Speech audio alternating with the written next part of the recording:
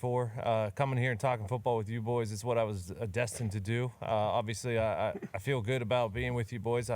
We share the same iron in our blood from the Three Rivers. It's just a true honor to be here. Yeah, and I like that you're putting a little spotlight on Coach Cowher because as a fellow Yinzer as well, we love that man. Ladies and gentlemen, please say hello to Hall of Fame Yinzer legend, Coach Bill Cowher. Yeah! Coach, what are your thoughts? Immediate reaction, what are your thoughts? So Tone, I guess that's my chin, huh? Yeah, well, see the thing, Coach, is I don't have a chin. I learned that the other day when I shaved my beard, so I had to, come up with this prosthetic. Yeah, I love the fact that we are from the same bloodlines, the Three Rivers, the convergence of the Three Rivers that landed in Three Rivers Stadium, that went to Heinz Field, that now sits in Acrisure. And we are playing the Indianapolis Colts this week, as you know. This is a reunion of the 2005 championship team, so I'm going back there this afternoon. I'm going to be with the boys tonight. I'm going to give them a talk tomorrow. Ben's going to pick me up to go to the walkthrough and hopefully get a picture with A-Rod and Mike, myself, and Ben. Okay, let's assume. That was a pretty remarkable game, Pat. I don't know if you remember that game in 2005. Let's talk about it. Okay. I remember. Go ahead. It was a game. You always say there's ebb and flow in every game. We came out and got off to an early start. At one point in the fourth quarter, we actually sacked Peyton 3 consecutive times. We had problems with the protection at that time. All we had to do at that point, up by 3, was basically, I didn't want to just sit on it because you would have enough time. So we'd hand the ball to Jerome.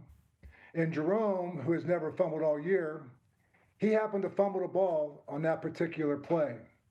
And the only people we had in the field that time was a bunch of linemen and slow tight ends that were blocking them. And so as Harper picked it up, who ironically enough had an incident at his home the day before, but he took off, Ben going backwards, tripped him up, and right there may have been the best tackle of the entire playoff. Here it is. All you got to do is just don't fumble. And now we're up by 3, and we're sitting there with Peyton at the midfield. He throws 2 balls into the end zone to our rookie, Brian McFadden. They both fall incomplete. But you have like a 52-yard field goal by Mike Vanderjagt, who was the most accurate field goal kicker at the time. And so I called timeout to ice him. He looked at me like, "What are you doing?" I'm thinking, well, what else am I going to do? I only got one more timeout left. He missed it. That game was epic only because of the fact earlier in the season, we lost 3 straight games. And one of them was an embarrassment on Monday night in Indianapolis to that same team. So that was kind of a revenge tour we had that season. We won 8 straight that year to win a championship, 6 of which were on the road. And it was kind of a sense of it was kind of a revenge. First was Cincinnati, the last team we lost to. The second was Indianapolis, who embarrassed us on Monday night. And Tone, the third one was Denver, and we had enough history with Denver to say, we're going to beat you in your place, Mike Shanahan. That was an ass beating. And then we went to Seattle and went to Detroit, going up there to Motown. We were the home team, and I said, nope. We are the away team. We're in our white jerseys because we've been underdogs this entire trip because you said no 6 seed can ever go to a Super Bowl, let alone even win one.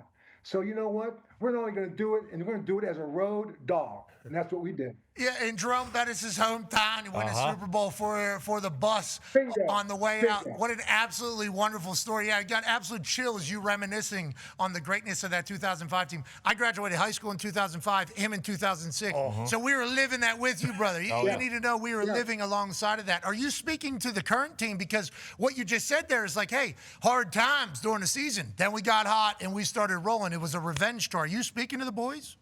I have to go up to Buffalo on Sunday for CBS. I got to leave Saturday night. But I think the bottom line is sometimes the depth of despair can take you to the heights of hope.